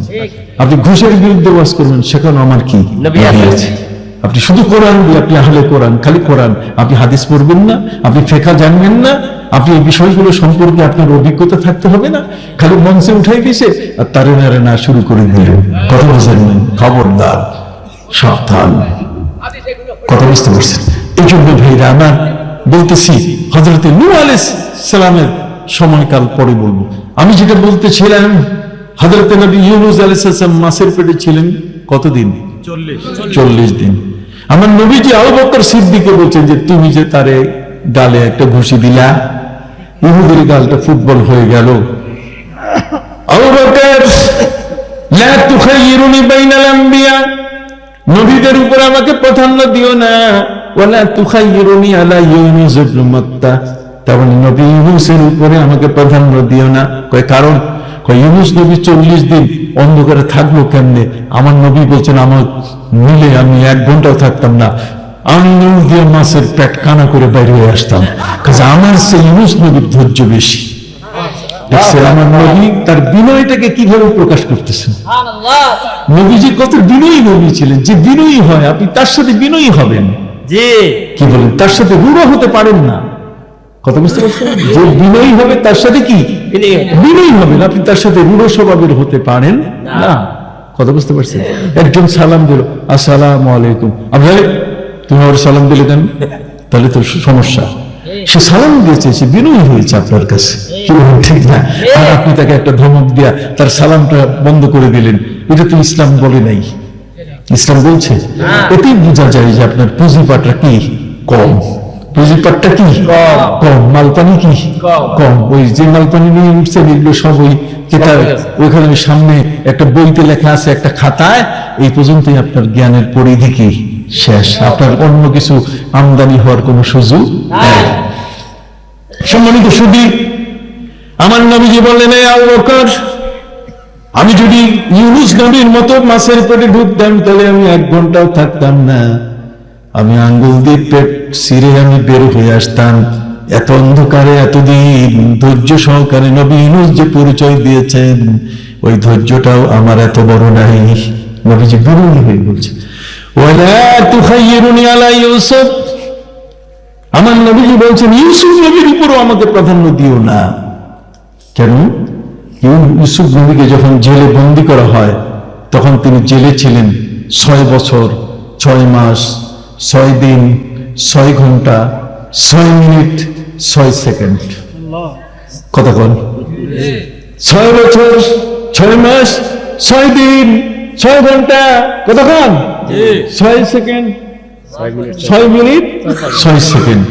এত লম্বা, এই লম্বা জেলে থাকার পরে রায় এসে গেল যে আপনি বেকসুর খালাস, আপনার কোনো অপরাধ নাই। এখন অপরাধ নাই, জেলার এরা এসে বলছে যে হুজুর বাইর হন, আপনার তো শুভ সংবাদ, আর গেট খোলা করে দিয়েছি, এখন আর আপনি মুক্ত, আপনি এখন বন্দী না। হযরতে নবী ইউসুফ আলাইহিস সালাম তখন ওই জেলখানার জেলার জেলরক্ষীদেরকে তিনি বলছেন যে না, এটা হবে না, বরং আমাকে জেলের মধ্যেই রাখো। জিজ্ঞেস করা হয়েছে যে আপনি জেলে কেন থাকতে চান, বাইরে হবেন না? কয় না। কয় কারণ? কয় জেলের মধ্যে নিরিবিলি আল্লাহকে ডাকা যায়। নিরিবিলি কাকে ডাকা যায়? সম্মানিত শুধু আমাদের দেশে জেলে ঢুকলে চোর ডাকাইত হয়, আর সেই জেলের মধ্যে নবী ইউসুফ আলাইহিস সালাম ছিলেন, সেখানে উনি জেল থেকে বের হতে চান নাই। জেলে নিরিবিলি কাকে ডাকা যায়? আল্লাহকে ডাকা যায়। এবার আমার নবী হচ্ছেন আবু বকর, উনি জেলের মধ্যে থাকতে চায়, আর আমি নবী যদি হইতাম লাউলা লাবিস্তু সাজিনা লাআজাবতু দাইয়া, যদি এতদিন জেল খাটার পরে যদি জেলার এসে আমাকে বলতো যাও পোনা আপনি মুক্ত, আমি লাফাইয়া বার হইতাম। কিন্তু হযরতে ইউসুফ আলাইহিস সালাম তিনি বের হতে চান নাই। দেখছেন ডিফারেন্সটা? আমার নবী কত বিনয়ী নবী, আর সেই বিনয়ী নবীকে আপনি তুচ্ছ তাচ্ছিল্য করেন কিসের উপরে ভিত্তি করে? এই জন্য আবু বকর সিদ্দিককে নবী শাসন করলেন। ইহুদি অবাক হয়ে গেল, কিরে উনি তো আরেকটা চোখ লড়াইয়া ইঙ্গিত করতে বলতে পারতেন যে গাল আরেকটা ফুটাও, কিন্তু তা তিনি করেন। তিনি হলেন নবী, সেই প্রিয় নবী সাল্লাল্লাহু আলাইহি ওয়াসাল্লাম। তিনি এই জমিনটাকে চেম্বার বানিয়ে নিয়েছেন। আল্লাহ জিজ্ঞেস করছেন আপনার ইন্তেকালের পরে এখানে রুমটা দিতে হবে কেন? আপনি উম্মতের মাঝে থাকতে চান কেন? আমার নবী বলেন, আল্লাহ আপনি তো নিজেই বলেছেন পবিত্র কোরআন মাজিদে, ওয়ামা কানা আল্লাহু লিয়ুআযযিবাহুম ওয়া আনতা ফীহিম, হে নবী আপনার উম্মত যত বড় অপরাধ করুক না কেন, আপনি তাদের মাঝে থাকলে আমি তাদেরকে বড় শাস্তি দিব না। সুবহানাল্লাহ। তাহলে নবীর খাতিরে উম্মত শাস্তি পাবে না, আমরা শাস্তি থেকে বেঁচে যাচ্ছি। কথা না, শাস্তি থেকে কি বেঁচে যাচ্ছে। আর সেই নবীর সাথে তুচ্ছ তাচ্ছিল্য, এটা কি মানা যাবে? হাদিসে বলেন আমরা মানা যাবে, আমরা কখনো সেটা মানব না। আল্লাহু আকবার।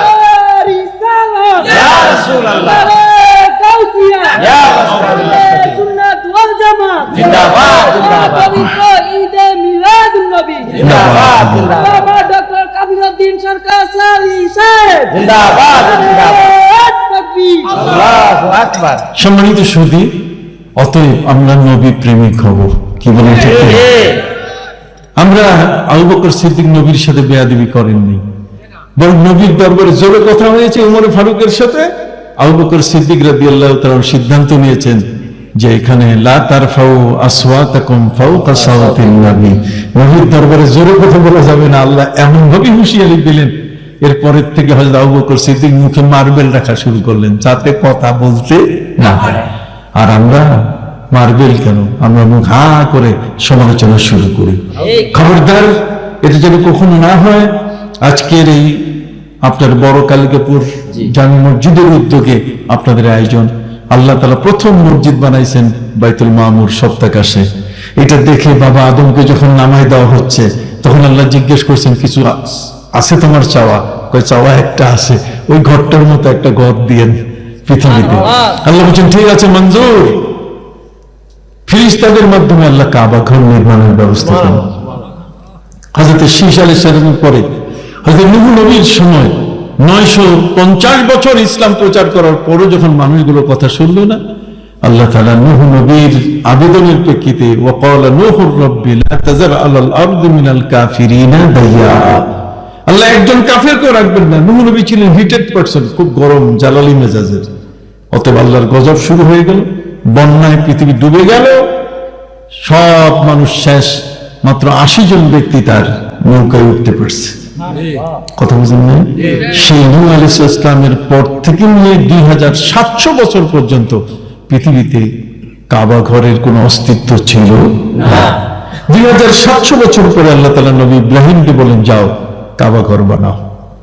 নবী ইব্রাহিম আলাইহিস সালাম কাবা ঘর তিনি তৈরি করার জন্য সিরিয়া থেকে মক্কায় আসলেন। এসে দেখে কাবা ঘরের কোনো হদিস নাই, কারণ মক্কায় প্রায় 6000-এর মতো পাহাড়।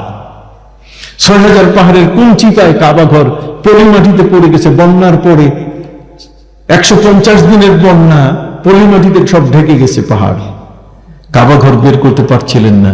তিনি আল্লাহর কাছে বলেন যে আল্লাহ, আমার কাছে তো নকশা নাই, আমার কাছে তো কোনো দলিল তফসির খতিয়ান কিচ্ছু নেই। আল্লাহ বলেন কিছুই লাগবে না, মেঘ পাঠাই দিচ্ছি, যেখানে সে দাঁড়াবে ওর নিচে কাবা আছে। আল্লাহু আকবার। মেঘ ভেসে আসলো, নবী ইব্রাহিম আলাইহিস সালাম পাথর দিয়ে কাবা ঘর চিহ্নিত করলেন।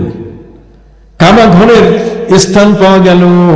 পবিত্র কোরআন মজিদে জায়গাটিকে বলেছে বাক্কা। কি বলছে? এই কাবা ঘরের যতটুকু অংশ এটা হলো বাক্কা, আর এই চতুর্দিকটা হলো মক্কা। এই চতুর্দিকটা কি? মক্কা। আর কাবা ঘর যতটুকু অংশ নিয়ে আছে এটা কি? বাক্কা।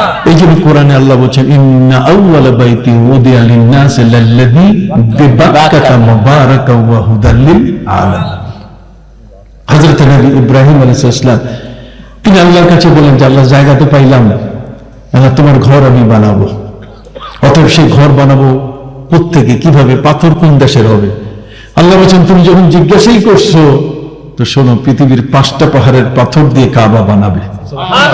এই 5টা পাহাড়ের মধ্যে একটা হচ্ছে মিশরের তুর পাহাড়ের পাথর, এটা লাগবে কাবা ঘর বানাইতে। আরেকটা হলো তুরস্কের উত্তরে 800 কিলোমিটার দূরে এরারত পাহাড়ের পাশে জাবালে জুদি, নূহ নবীর নৌকা যেখানে থেমে গেছিল, ওই জুদি পাহাড়ের পাথর লাগবে। তারপর লেবানন এলাকার লেবানন পাহাড় আছে, জুতি পাহাড় আছে, এই 2টা পাহাড়ের পাথর লাগবে।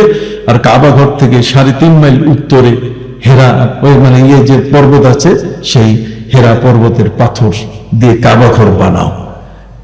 নবী ইব্রাহিম আলাইহিস সালাম বলছে যে আল্লাহ, সর্বনাশ, এটাকে পাথর আনার জন্য যে লেবার দরকার, কতক্ষণ না, আমার তো সেই লেবার নাই, সেই শ্রমিক নাই, কোনো বাহক নাই, বাহন নাই। আল্লাহ বলছেন, আমি কি তোমাকে বাহক বাহনের কথা কইছি? তুমি কাবা ঘরের অঙ্গনে ডাক দাও, দেখবে পৃথিবীর 5টা পাহাড়ের পাথর উড়ে উড়ে কাবা ঘরের অঙ্গনে চলে যাবে। অতএব কাবা ঘর আপনি টাকা দিবেন না, এতে কোনো আসা যায় না, তো টাকা উড়ে আসবে। টাকা কি উড়ে আসবে? ঘরখানা কার? আল্লাহ। যে ঘরখানা আল্লাহর, আর সেই ঘরখানা আপনি কিছু না দিলে মনে করবেন যে বোধহয় আল্লাহ আমাকে পছন্দ করে না। আর যদি কিছু দেন, তাহলে আপনি মনে করেন যে আল্লাহ আমাকে পছন্দ করছে, পছন্দ করছে বোধহয় বিধায় দিতে পারছে। কি করেন? আর আপনি যদি বলেন যে না পরে, তাহলে পরে হলে পরে মানে নাই, আর হবে না। কথা বুঝতে পারছেন? কাজেই আল্লাহর ঘরে সবসময় আপনি দিবেন। নবী ইব্রাহিম ইসমাইলকে নিয়ে কাবা ঘর নির্মাণ করলেন। তিনি আল্লাহর কাছে বলেন যে আল্লাহ, এখন ঘরটা বুঝাই নেন, কি হ্যান্ড ওভার নেন, আল্লাহ হ্যান্ডপাম্প নিতে গিয়ে নবী ইব্রাহিম বলছেন যে আল্লাহ, আমরা তো ইঞ্জিনিয়ারিং ইউনিভার্সিটি পড়ি নাই, আমরা তো বাপবেটা জীবনে ঘর বানাই নাই, তুমি বানাইতে কইছো তেরা বাঁকা কি হয়েছে জানি না, কোন সার্ভেয়ার দিয়ে তুমি এটা জরিপ করাইও না। রব্বানা তাকাব্বাল মিন্না ইন্নাকা আনতাস সামিউল আলিম। আল্লাহ বলছেন কি কও, আমার হুকুম পালন করেছো তোমরা, কাজী আমি এই কাবা ঘর তোমার ইব্রাহিম এবং তোমার ছেলে ইসমাইল দুইজনের নামে নামজারি করে দিতেছি। সুবহানাল্লাহ। এই যে নামজারি প্রথা শুরু হয়ে গেল। وَإِذْ يَرْفَعُ إِبْرَاهِيمُ الْقَوَاعِدَ مِنَ الْبَيْتِ وَإِسْمَاعِيلُ رَبَّنَا تَقَبَّلْ مِنَّا إِنَّكَ أَنْتَ السَّمِيعُ الْعَلِيمُ। সুবহানাল্লাহ। আল্লাহু আকবার। কাবা ঘর হ্যান্ডওভার হয়ে গেল, ফাইল নতুন খোলা হলো। ইব্রাহিম আলাইহিস সালাম ইসমাইল দুইজনের নামে কাবা ঘরের নির্মাতা হিসাবে আল্লাহ তাআলা ঘোষণা দিলেন এবং ডকুমেন্ট হিসাবে পৃথিবীতে যারা মসজিদ বানাবে এই লিস্টের মধ্যে তাদের নাম চলে আসবে। সুবহানাল্লাহ। এই লিস্টে কি নাম, আপনি যদি কিছু টাকা দেন আপনি দেখবেন ওই লিস্টের মধ্যে আপনার নাম চলে আসছে। কিয়ামতের ময়দানে ইব্রাহিম আলাইহিস সালাম ইসমাইলকে বলবে, দেখো যারা যারা মসজিদ বানাইছে সবগুলারে একসাথে আনো, স্লোগান দিতে দিয়ে আল্লাহ জান্নাতে যাবো। আল্লাহু আকবার। স্লোগান দিতে দিতে আল্লাহর কি জান্নাত। আমি কথাগুলো বলতেছি আপনাদের মনে রাখবেন, যেহেতু মসজিদের উদ্যোগ কথা বলতে, মসজিদ আপনার জানা দরকার। মসজিদ এটা আল্লাহ নিজেই মসজিদ বানাইছেন, ওয়াল বাইতুল মামুর ওয়াস সাকাফিল মারফু। কোরআনে আল্লাহ তাআলা তিনি সূরা তুরের মধ্যে বাইতুল মামুরের কথা বলছেন, কাবা ঘরের কথা এসেছে। নবী আমাদের প্রিয় নবী হযরত নবী ইব্রাহিম আলাইহিস সালাম বানাইলেন কি কাবা ঘর, কতক্ষণ। আর হযরতে সুলাইমান আলাইহিস সালামকে আল্লাহ তাআলা তিনি বললেন, সুলাইমান তুমি তো রাষ্ট্রের ঘোড়াগুলো দেখতে যাইয়া আসরের নামাজ পড়তে পারো নাই, যাও তুমি ঘোড়াগুলোকে মেরে ফেলেছ, আমি খুশি হয়েছি। জাতি খুশি হয় নাই, কিন্তু আমি আল্লাহ কি খুশি হয়েছি। যাও তোমাকে আমি 4টা পুরস্কার দিলাম, তার মধ্যে ডুবে যাওয়া সূর্য আসর বানাই দিচ্ছি, নামাজটা তুমি পড়ে নাও। এক। দ্বিতীয় নম্বর হলো যে জিন জাতি আমি তোমার, বাতাস তোমার অনুগত করে দিলাম। তৃতীয় হলো জিন জাতি অনুগত করে দিলাম। নবী সুলাইমান আলাইহিস সালাম তিনি বলছেন যে জিন জাতি অনুগত হলো, জিনদেরকে তিনি ডাক দিলেন, সব সেলুট আর সেলুট।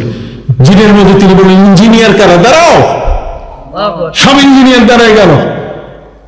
হযরত নবী সুলাইমান আলাইহিস সালাম বললেন, ইঞ্জিনিয়াররা তোমাদের প্রতি আমি নির্দেশ দিচ্ছি, মাটি কাটো আর বাইতুল মুকাদ্দাস মসজিদে আকসা বানাও।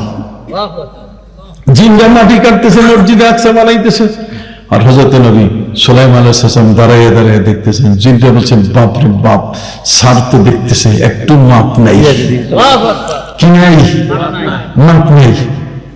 এখনো 1 বছর বাকি আছে মসজিদে আকসা বাইতুল মুকাদ্দাস সমাপ্ত হতে। এর নির্মাণ কাজ সমাপ্ত হতে বাকি আছে কত? 1 বছর। 1 বছর। 1 বছর আগে আল্লাহ তাআলা নবী সুলাইমান আলাইহিস সালামকে মেসেজ দিলেন, সুলাইমান তোমার মৃত্যু আজকে হবে, তোমার আজকে মৃত্যু হবে। নবী সুলাইমান আলাইহিস সালাম বললেন, আল্লাহ আপনি তো আমার মসজিদ বানাবার দায়িত্ব দিয়েছেন, এখন যদি আমি মরে যাই তাহলে জিনগুলো শয়তান, জিনগুলো কি শয়তান। ওয়াশায়াতিনা কুল্লা বান্নাই ওয়া গাওয়াস। অতএব এই ইঞ্জিনিয়ার গুলো শয়তান। এই মানুষের কথা কইতেছি না, কিন্তু পরে আবার এটা নিয়ে ভেজাল করবে। কথা বলছে না, জিনগুলো, জিনের ইঞ্জিনিয়ার, বান্না শব্দের অর্থ হচ্ছে ইঞ্জিনিয়ার।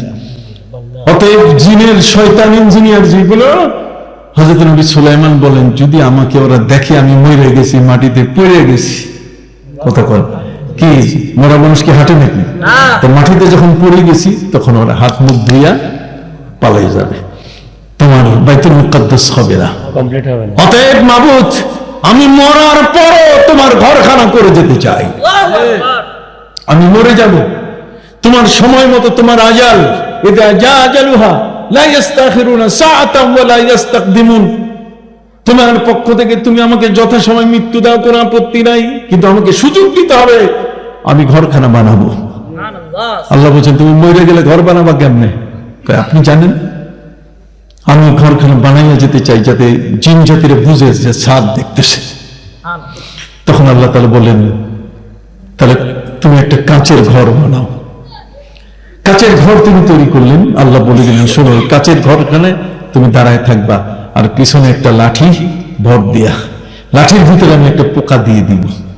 ওই পোকাটা লাঠিটা কাটতে থাকবে, খাইতে খাইতে খাইতে যেদিন এই বাইতুল মুকাদ্দাসের কাজ সমাপ্ত হয়ে যাবে, একটা ইটও বাকি নাই, একটা টাইলসও কি বাকি নাই, সব যখন হ্যান্ড ওভার করার জন্য ওরা হাত মুখ দিয়ে যাবে, যখন বুঝাই দেই, ওই সময় তুমি কি কাইত, ওই সময় ফাতাকুল মিন সাদা, কথা বুঝে গেছে, তোমার এই পোকাটা লাঠিটা কেটে ফেলবে আর লাঠি ভেঙে তুমি মাটিতে পড়ে যাবে। তখন ওরা দেখবে কি রে, কি হায় হায় হায়, সাপ তো মরে গেছে আগেই। তাহলে দেখেন, মরার পরও তিনি বাইতুল মুকাদ্দাস করে গেলেন। সুবহানাল্লাহ বলেন, মরার পরও বাইতুল মুকাদ্দাস কি করে গেলেন। কথা বুঝতে পারছেন? আমার প্রিয় নবী সাল্লাল্লাহু আলাইহি ওয়াসাল্লাম তিনি মসজিদে কুবা করেছেন, লা মসজিদুন উসসিসাত আলাত তাকওয়া মিন আউয়াল ইয়াউমিন আহাক্কু আন তাকুমা ফীহি রিজালুন ইউহিব্বুনা আন ইয়াতাতাহহারু।